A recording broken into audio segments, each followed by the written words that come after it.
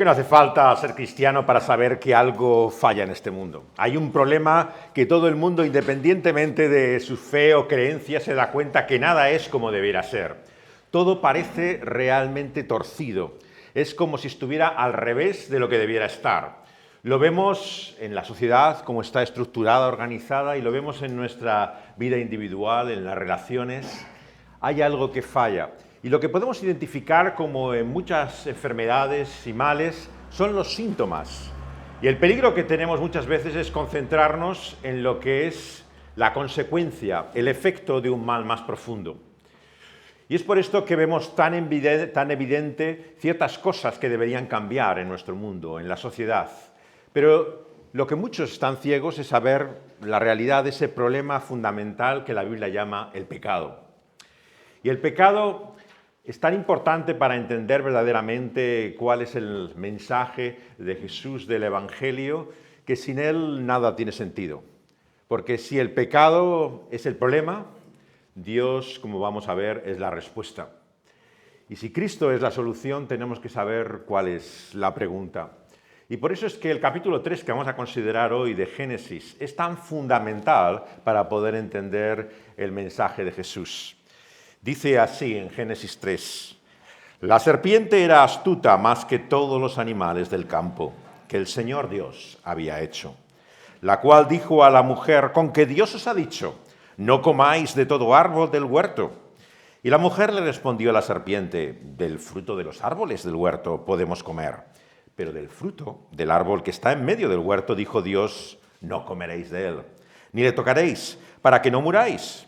Y entonces la serpiente le dijo a la mujer, no moriréis, sino que sabe Dios que el día que comáis de él serán abiertos vuestros ojos y seréis como Dios, sabiendo el bien y el mal.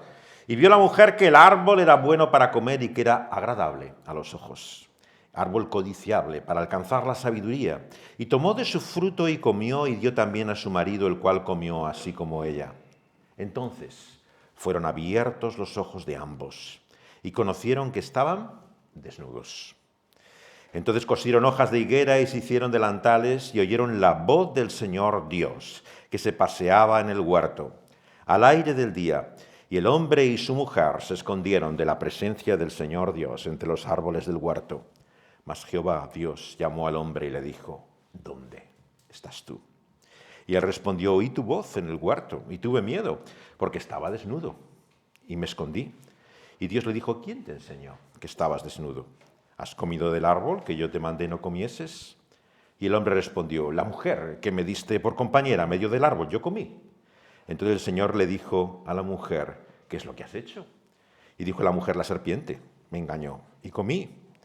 Y el Señor Dios le dijo a la serpiente, por cuanto esto hiciste, maldita serás entre todas las bestias y entre todos los animales del campo. Sobre tu pecho andarás y polvo comerás todos los días de tu vida. Y pondré enemistad entre ti y la mujer, y entre tu simiente y la simiente suya. Esta te herirá en la cabeza, y tú le herirás en el calcañar. A la mujer le dijo, multiplicaré en gran manera los dolores en tus preñeces. Con dolor darás a luz los hijos, y tu deseo será para tu marido, y él se enseñoreará de ti. Y al hombre le dijo, por cuanto obedeciste a la voz de la mujer y comiste del árbol de que te mandé diciendo, no comerás de él, maldita será la tierra por tu causa. Con dolor comerás de ella todos los días de tu vida. Espinas y cardos te producirá, y comerás plantas del campo. Con el sudor de tu rostro comerás el pan hasta que vuelvas a la tierra, porque de ella fuiste tomado. Pues polvo eres, y al polvo volverás. Y llamó a Adán el nombre de su mujer, Eva, por cuanto ella era la madre de todos los vivientes. Y el Señor Dios hizo al hombre y a su mujer túnicas de pieles y los vistió. Y dijo, Yahvé, Jehová Dios, he aquí el hombre es como uno de nosotros, sabiendo el bien y el mal. Ahora pues que no alargue su mano y tome también del árbol de la vida y coma y viva para siempre. Y lo sacó el Señor del huerto del Edén, para que labrase la tierra del que fue tomado. Echó pues fuera al hombre y puso al oriente del huerto del Edén querubines y una espada encendida, que se revolvía por todos los lados para guardar el camino del árbol de la vida. Hasta aquí la palabra de Dios. Por más vueltas que le demos, el mal es un misterio. Ciertamente que en este capítulo 3 vemos cómo se introduce, se extiende, cómo llega a completamente marcar toda la vida como ahora la conocemos. Pero ¿de dónde viene ese mal originalmente? Claro, este capítulo nos introduce a esta figura que es Satanás, que es una criatura, no es ningún dios. Está hecho, es obra de las manos del Creador mismo. Pero no se nos cuenta cómo llega a ser como es esta serpiente antigua que es Satanás. Nos dice simplemente que era astuta, más que todos los animales que el Señor había hecho. Y aparece en medio de ese Edén y lugar paradisiaco. Por lo tanto, siempre da a la imaginación el pensar cuál es el origen angélico, ¿no? De esa rebelión que produce el poder del mal. Pero la Biblia echa un velo sobre ello y nosotros deberíamos callar también sobre lo que la Biblia calla. No es el mensaje para nosotros el saber de cómo llegó Satanás allá. Lo importante para nosotros es entender cómo actúa ese poder del mal personificado claramente aquí en la figura de Satanás como una serpiente. Nos dice que recurre a 3 sugerencias desde entonces hasta hoy y que todavía hoy repercuten en nuestra mente y nos llevan totalmente a pensar de una forma equivocada.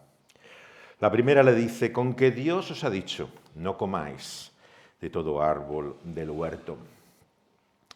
La sugerencia que está aquí dando, fijaos la sutileza, por eso dice que es astuta la serpiente, ¿qué es lo que sugiere acerca de Dios? Que Dios es el gran aguafiestas, que Dios es el que viene a limitarte, a restringirte, a quitarte todo lo que haya de felicidad, placer y satisfacción en esta vida. No nos engañemos, ¿por qué tanta gente no quiere seguir el camino de Jesús? Sencillamente porque piensa que le va a limitar su vida, a restringir, a quitarle lo que merece la pena de satisfacción y de felicidad en ella. Esa sugerencia una y otra vez diabólica encuentra su eco en nuestra mente cuando pensamos que la verdadera fiesta está ahí fuera. ¿Qué hacemos aquí? En este día, en este fin de semana, cuando podíamos aprovechar la vida. Los días son cortos, se nos van los años y el tiempo pasa. Y qué felicidad y satisfacción tenemos en esta vida. ¿Y Dios qué te ha dado a cambio? Tú le has entregado, te has sacrificado, has hecho todo lo que has hecho a lo largo de tu vida porque creías en Él y al fin y al cabo, ¿qué es lo que tienes? Y así hay muchos creyentes que pueden estar hoy sentados los domingos en los bancos de su iglesia, amargados, en el fondo frustrados, porque piensan que Dios no ha estado a la altura de las circunstancias. No están ahí fuera, realmente siguen todavía intentando seguir este camino, pero en su corazón, en su interior, lo que suena es la voz del engañador, del tentador, del mentiroso, que te dice, estás perdiendo el tiempo. Tu vida se te va para nada. ¿Y qué te ha dado ese Dios a cambio? Es una completa distorsión, una total caricatura, un travestismo de la realidad de quién es Dios. Dios es un Dios generoso, benevolente, les había dado todo un paraíso, no había más que un árbol que había limitado. Y sin embargo la sugerencia del diablo es que esa, por pequeña y restringida que sea la limitación, finalmente te iba a amargar la vida. Y es así, como llegamos a conocer muchas veces la benevolencia de Dios y su misericordia, pero esa pequeña cosa, aquello que nos parece que nos falta, creemos que allí estaría nuestra verdadera felicidad. Y la mujer sabe bien y le responde correctamente al principio. Le dice la mujer, del fruto de los árboles podemos comer, pero de ese fruto que está en medio del huerto, de ese no debemos comer. La mujer recuerda perfectamente las palabras de Dios, sabe qué es lo que les ha dicho y conoce de esa benevolencia y misericordia de Dios. Solamente le añade una expresión, no tocaréis, algo que Dios no le había dicho, para que no muráis. De alguna forma parece que como en nuestra propia mente empieza a acariciar la idea de lo que significa ese fruto prohibido. La tentación funciona de esa manera. En nuestra mente empieza a construirse constantemente en la imaginación la posibilidad de lo que podría ser otra vida. ¿Qué sería si nosotros pudiéramos, de esa forma, aferrarnos a ese fruto prohibido, acercarlo a nuestros labios, olerlo, gustarlo y finalmente comer de él? Es esa sugerencia una y otra vez, ¿no?, que está en nuestra propia mente cuando sabemos al mismo tiempo, como la mujer dice, que Dios es bueno para con nosotros. Tenemos como una mente dividida. Por un lado sabemos que Dios es lo mejor, pero al mismo tiempo pensamos en el atractivo de lo que significa ese fruto prohibido. Y la serpiente entonces pasa a otra estrategia. Le dice a la mujer en el versículo 4 una mentira que desde entonces hasta hoy nos hemos tragado hasta el fondo. No moriréis. Lo que le dice la serpiente antigua a Satanás al ser humano desde entonces hasta hoy es que no hay consecuencia del pecado. ¿Qué te crees? ¿Que el día que dejes de escuchar la voz de Dios, que sigas tu camino, se te va a caer el techo? ¿Vas a salir a la calle y te va a atropellar un coche? ¿Se va a venir una enfermedad mortal y va a acabar con tu vida? No pasa nada. ¿Cuánta gente hay que sigue su vida y no ocurre nada? Siguen su camino, sus decisiones, su voluntad, su antojo y capricho. ¿Y qué ha ocurrido? Finalmente pueden seguir viviendo como si nada. Confundimos la paciencia y misericordia de Dios con la realidad de su justicia y de la consecuencia de esa ofensa última, que es ignorarle y despreciarle para siempre. Como dice el apóstol Pedro, no os equivoquéis, no confundáis la paciencia de Dios con la falta de su juicio. El pecado traerá y llevará a cabo ese resultado, salario y consecuencia que es la muerte. Por lo tanto, no pensemos nunca que el pecado no tiene consecuencias. Es cierto que aún hoy, todavía ahora, en este momento, vivimos algunas consecuencias del mal, del pecado. Ciertamente eso es lo que lamenta la mayor parte de la gente del pecado. Los problemas que le produce, aquello que le perturba, aquello que le inquieta, el efecto que produce en los demás, el daño que puede hacer a otras personas y a su propia imagen, sobre todo. Pero realmente no conoce ni una mínima parte de la realidad de lo que es esa tragedia que aquí llama la palabra de Dios, la muerte. La serpiente le dijo a la mujer, no moriréis. Sabe Dios que el día que comáis de él serán abiertos vuestros ojos y seréis como Dios, sabiendo el bien y el mal. El engaño y la mentira diabólica no es solamente que el mal no tiene consecuencias, sino que literalmente podemos ser como él. Podemos discernir por nosotros mismos lo que es bueno y lo que es malo. ¿Qué es lo que cada uno de nosotros tenemos arraigado en nuestro interior desde el principio? Que nadie me diga cómo tengo que vivir. Yo hago lo que quiero. Es mi propia gana la que determina lo que a mí me conviene y lo que tú. No me digas tú lo que yo tengo que hacer. Y esto no te lo enseña nadie. No hace falta un gran aprendizaje y adiestramiento para seguir tu propia voluntad. Estamos de tal forma torcidos desde que nacemos mismo en este mundo, como dice David, concebidos ya en esa realidad del pecado, que lo que buscamos es siempre nuestra propia voluntad. Dice el reformador Lutero, que de esto sabía mucho, que el corazón está curvado hacia adentro, para uno mismo. Da igual siempre, lo único que pensamos y viene en nuestra mente es que saco yo de esto. Le escuchas a las personas, le das tu mejor cara, bonitas palabras, pero lo único que estás pensando es en tu propio interés egoísta. Y esta es la realidad una y otra vez. Y por eso, a medida que pasan los años y vas ganando en experiencia, ya no te engaña la gente. Sabes perfectamente que lo que te dicen, que lo que buscan, que lo que quieren es su propio interés. Y eso es lo primero que te preguntas. ¿Por qué esta persona me busca ahora? ¿Qué es lo que quiere? ¿Qué es lo que busca? Algo para él, obviamente. Y ese egoísmo increíble, tremendo, asombroso, está en ese fondo profundo que hay en nuestro interior, que hace que esa nuestra realidad e interés esté torcido, totalmente desenfocado. Queremos ser como Dios, el centro de la vida. Miramos nuestro ombligo y lo único que nos preocupa es nuestra propia voluntad y nuestro propio placer. Y por eso pensamos en esa ilusión absurda, que finalmente hasta tú vas a discernir lo que es bueno y lo que es malo, por lo que a ti te conviene. Si a mí me viene bien, si es mi interés, está bien, y si va en contra mía, está mal. Así de estúpidos somos. Nos llegamos a creer incluso que hasta el orden moral se acomodará finalmente a tu propio interés. Y lo que a ti te conviene, eso será lo bueno y lo otro será lo malo. Esa es la increíble, asombrosa mentira que nos hemos tragado hasta el fondo. Y por eso es que nos justificamos sin fin, una y otra vez. Siempre tenemos razones, siempre explicaciones. Cuando se nos ve claramente cómo somos y nuestro interés, siempre tenemos palabras y algo que decir para poder no reconocer la realidad de ese nuestro mal.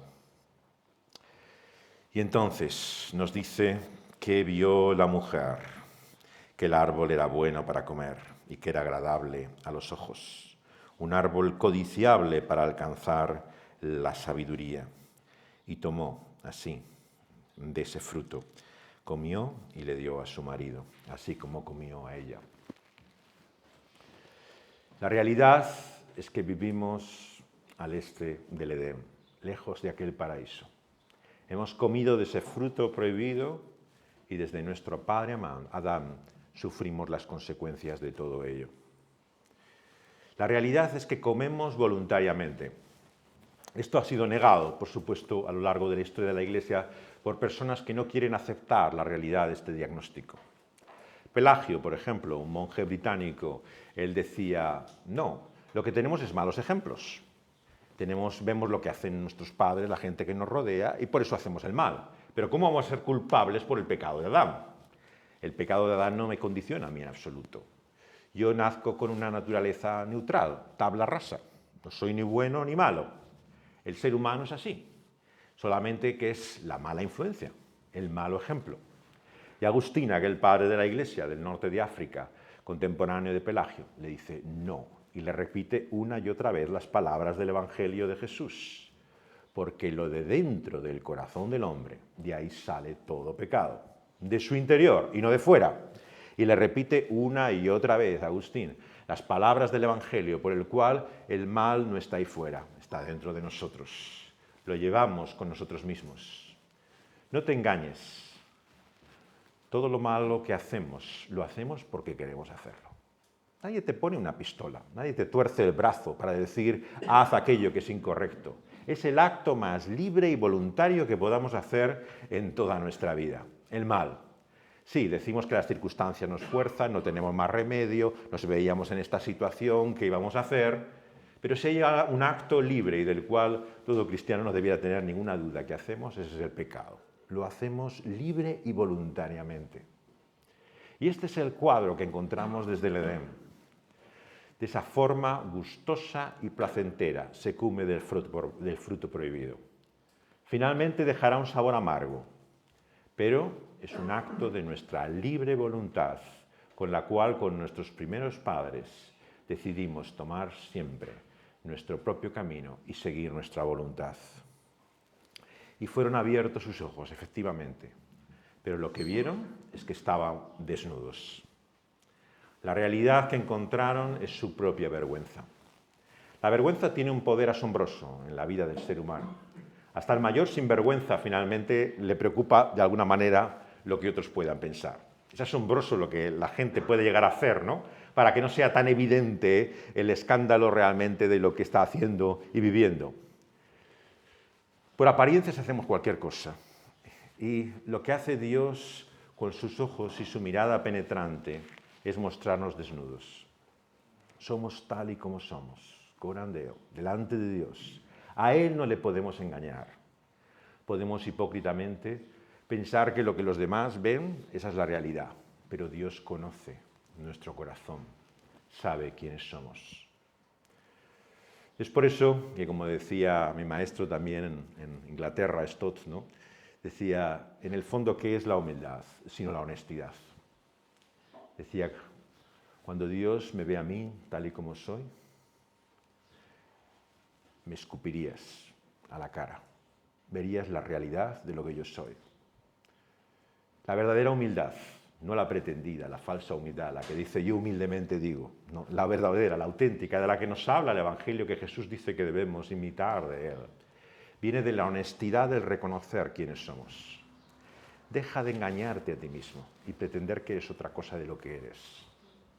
Tenemos que descubrir la realidad de esto que la Biblia llama pecado, nuestro problema, porque incluso en el creyente y el cristiano, el pecado mora en mí. No está fuera, no está lejos, las malas influencias, está dentro de ti. Y quien vive a ciegas de esa realidad no solamente se confunde, sino que vemos que se equivoca una y otra vez. Desnudos ante Él, tal y como somos, descubrimos nuestra vergüenza y hacemos cualquier cosa por guardar las apariencias. Y entonces viene la pregunta de Dios, versículo 9.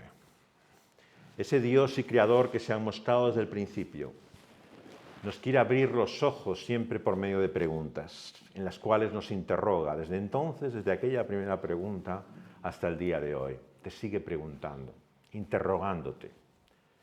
Y nos dice así, ¿dónde estás tú?, pregunta el Señor. Y es evidente que no se refiere a nuestra posición en el espacio, geográfica, nuestra localidad. Nos quiere decir qué es lo que estamos haciendo con nuestra vida. ¿Dónde estás? Cuando uno está desubicado y no sabe dónde se encuentra, empiezas a perder el rumbo, la guía y el camino. Tienes que darte cuenta realmente dónde estamos delante de Dios. Y esa es la primera pregunta que Dios nos hace a cada uno de nosotros.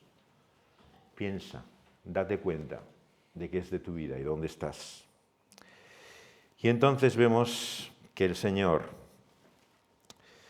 ante la respuesta de Adán, que oí tu voz y tuve miedo, estaba desnudo y me escondí, le quiere hacer pensar qué es lo que le lleva a ocultarse y a esconderse. El comienzo del Evangelio de Juan, que tiene este paralelismo con el comienzo de la Biblia, con el Génesis, ¿no?, tiene también esta tremenda expresión en su prólogo y preámbulo, ¿no?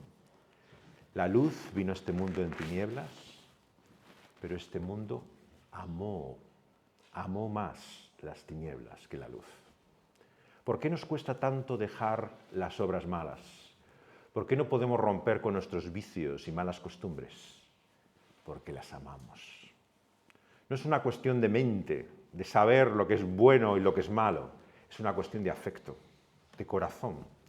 Y como amamos el pecado, es que hacemos voluntariamente el pecado. Y como amamos las tinieblas, escapamos y huimos de la luz. Y esa es la tragedia de lo que aquí descubrimos. Por eso es que nos escondemos una y otra vez, como si pudiéramos ocultarnos ante los ojos del que todo lo ve, que no tiene escondite posible. Y el Señor le dice, ¿quién te lo ha enseñado que estabas desnudo? ¿No habrás comido del árbol que yo te mandé que no comieras? Una y otra vez con sus preguntas, ¿no?, nos lleva a indagar y a interrogarnos, ¿no? ¿Qué está ocurriendo? ¿Qué pasa con nuestra vida? Y el hombre recurre a lo que todos una y otra vez hacemos, echarle la culpa al otro. Dice, no fui yo, fui la mujer. Y la mujer dice, no fui yo, fui la serpiente. Y así una y otra vez la humanidad continúa excusándose y culpabilizando al otro. Vivimos en una época de victimismo exacerbado. Todos sufren de alguna forma la ofensa de otros, sea por tu género, sea por tu raza, por tu posición social, sea por la educación que has tenido, pero todos somos víctimas. Y aquí, finalmente, no hay ni un solo responsable. Siempre la culpa es de los demás. Cualquier cosa que ocurra será responsable otro, cualquiera, menos yo. En esta completa ausencia de responsabilidad, nos engañamos a nosotros mismos pensando que podemos librarnos finalmente de ella. Que por mirar al otro así, realmente podemos encontrar alguna justificación. Todos podemos tener razones y excusas, pero para Dios no sirve ninguna de ellas. Y el Señor así les habla a ellos. La mujer le dice que la serpiente le engañó y el hombre dice que fue ella la que se lo dio. Y él maldice finalmente a la serpiente. Y lo que vemos aquí es algo más que la versión natural de las mujeres y yo creo que todo ser humano, las serpientes.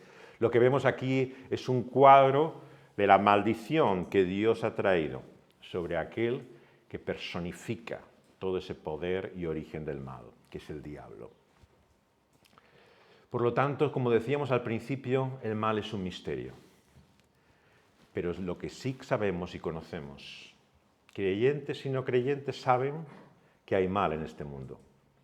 Pero la diferencia del creyente con el no creyente es que sabe de dónde viene todo bien. Todo lo bueno que en tu vida ocurra, todo aquello que merezca la pena, que sea razón de gozo y de disfrute, nunca vendrá del diablo y de su mal, sino solamente de Dios. Toda buena dádiva viene del Padre de las luces. Y por eso es que tenemos todos una deuda de gratitud, no con Satanás para vivir con él, sino con Dios, que nos ha mostrado una y otra vez su bondad inmerecida. La palabra de Dios, por lo tanto, nos muestra aquí que Dios es Dios y Satanás es una criatura. Él tiene el poder para bendecir y maldecir. Tiene el poder para traer finalmente fin a ese reinado del que tiene el imperio y el poder del mal. En esa maldición a Satanás tiene las tremendas palabras del versículo 15, que son como el protoevangelio, el anuncio ya en el paraíso de la buena noticia, de lo que Dios viene a traer a cada uno de nosotros. Y lo primero que nos habla es de esta realidad que nunca debemos olvidar. Mientras estamos en este mundo, hasta que el Señor vuelva, la realidad hasta que ese juicio y justicia prevalezca será siempre de enfrentamiento, confrontación y enemistad entre la humanidad, la descendencia de esa mujer, y Satanás, la serpiente antigua y todo el mal que trae. La lucha entre el bien y el mal no es objeto de cuentos infantiles solamente, es de lo que trata la vida misma. La realidad constantemente nos habla de un conflicto y por lo tanto nos llama a tomar partido. No hay un campo neutral, no hay un terreno en el cual estés en el gris entre el blanco y el negro. O estás haciendo el bien o estás haciendo el mal. No te engañes. Una y otra vez se nos quiere buscar como algún aspecto en el cual podamos encontrar siempre ese terreno neutral, en el cual no somos ni buenos ni malos, somos grises, vivimos en esa ambigüedad. Pero la palabra de Dios nos muestra que hay un conflicto, una lucha real. Y lo terrible, queridas amigas y amigos, es que está dentro de nosotros. Está en nuestra propia mente interior. Está en nuestro corazón. Esa lucha y conflicto sin tregua se da en cada uno de nosotros. Y esa enemistad que hay entre la simiente de la mujer y la simiente del diablo tiene, sin embargo, un desenlace sorprendente y asombroso. Y ese desenlace traerá una herida de muerte. Esa herida de muerte será la que Satanás misma sufrirá cuando, pisando su cabeza, la serpiente morderá su talón, su tobillo, en ese último espasmo, en el cual será el prolegómeno de su segura muerte. Esa imagen que la iconografía cristiana ha reproducido antiguamente, de ese Cristo victorioso que aplasta la cabeza de la serpiente, es sin lugar a dudas la señal de lo que aquel descendiente de la mujer que ha de venir, que es Cristo Jesús, Dios hecho hombre, va a hacer en este mundo. Todo el libro de Génesis, pero todo el Antiguo Testamento, es la búsqueda de esa simiente de la mujer. Recordáis, aquellos que conocéis mejor la Biblia, lo que dice Gálatas, ¿no? Simiente en singular, no en plural. Estamos buscando a una persona en concreto, no habla de la humanidad en general y cómo vencerá al mal por una mejora, reforma, por la cual podrá ser de tal forma superar su condición moral que finalmente lleguen a ser mejores seres humanos. No, será una simiente en singular, un individuo. ¿Y qué hombre podrá vencer el poder del mal? Ningún ser humano tiene la capacidad de librarse a él, sino Dios hecho hombre. ¿Cómo comienza el Evangelio?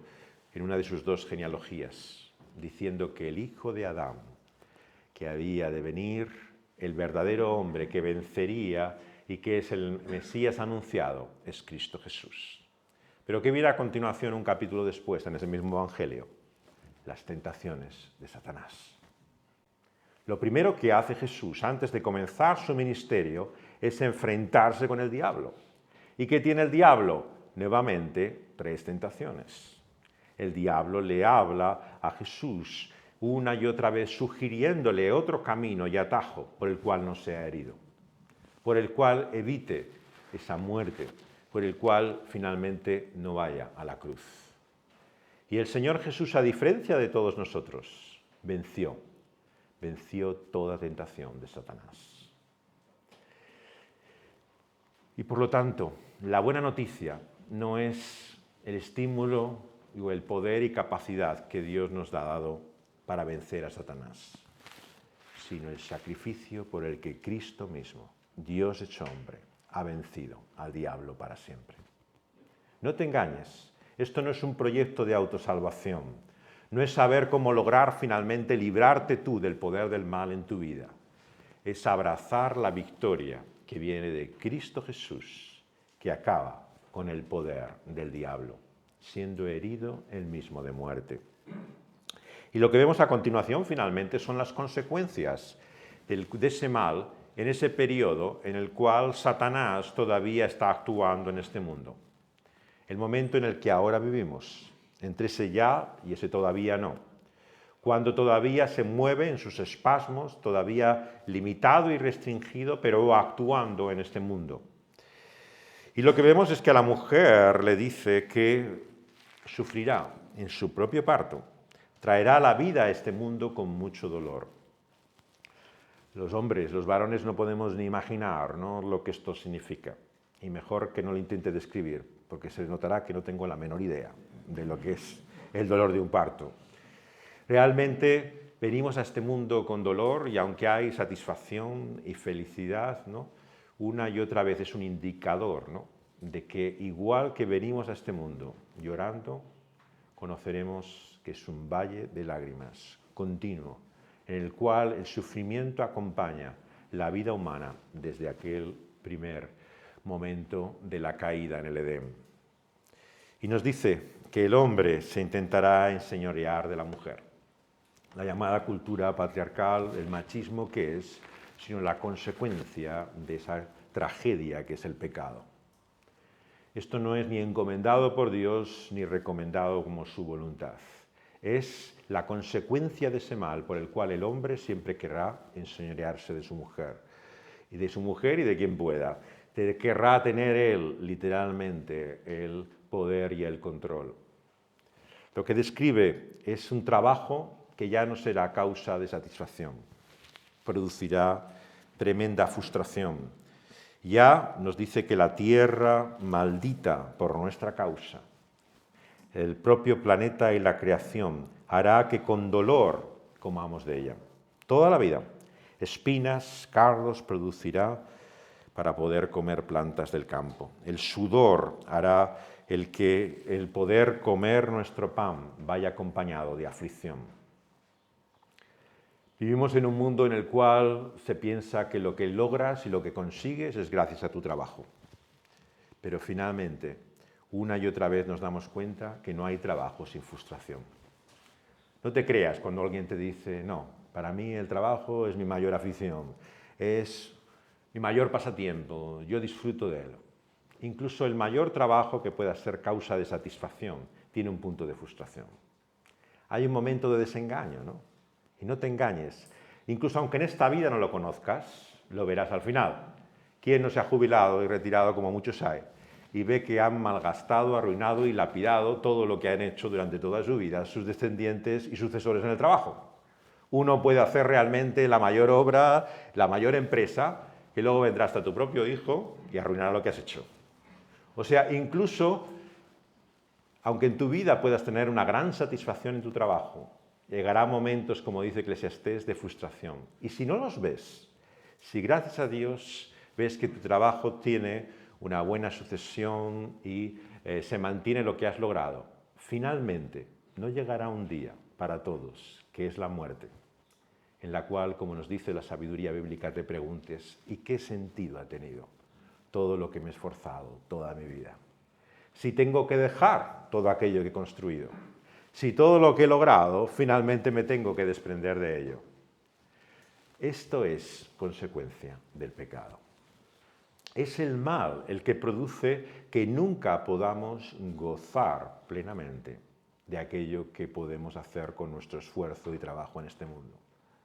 Por eso decirme si no es vano, si no es necio, vivir para trabajar. Pensar que todo el sentido de tu vida es lo que puedes lograr con nuestro esfuerzo y sudor de tu frente, cuando finalmente un día tienes que dejarlo. En último caso, porque te tengas que marchar de este mismo mundo, si no has visto con tus propios ojos arruinado todo lo que has logrado en toda tu vida. Por eso la Biblia no es ni pesimista ni optimista, es realista. Nos muestra las cosas como son, honestamente. No nos gustará y preferimos no oírlo, pero la Biblia te dice, así son las cosas, y son no por causa de Él, sino por causa tuya. Esto no es culpa de Dios, sino culpa del hombre. Es Él el que ha traído esa miseria, esa vida y esa ruina. Pero el Señor permite también, dice, que esta Eva sea madre de todos los vivientes. La propia humanidad y su descendencia es una señal de la gracia y de la misericordia de Dios. Y el Señor le da también al hombre y la mujer unas túnicas de pieles con las cuales es vestido.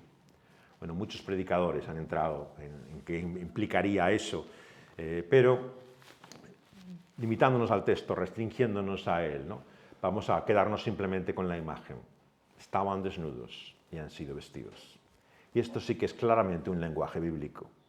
Nos muestra la necesidad que tenemos de estar cubiertos. ¿Y cómo somos cubiertos? Evidentemente, como muchos han dicho, por la sangre de Cristo Jesús. No hay otra vestidura blanca y limpia de justicia que Cristo mismo y su propia obra.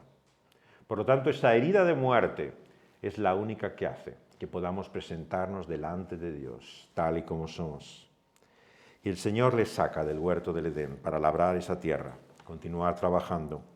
Y echa al hombre y le pone al oriente del huerto querubines con una espada encendida revolviéndose por todos los lados, que guardan el camino de la vida.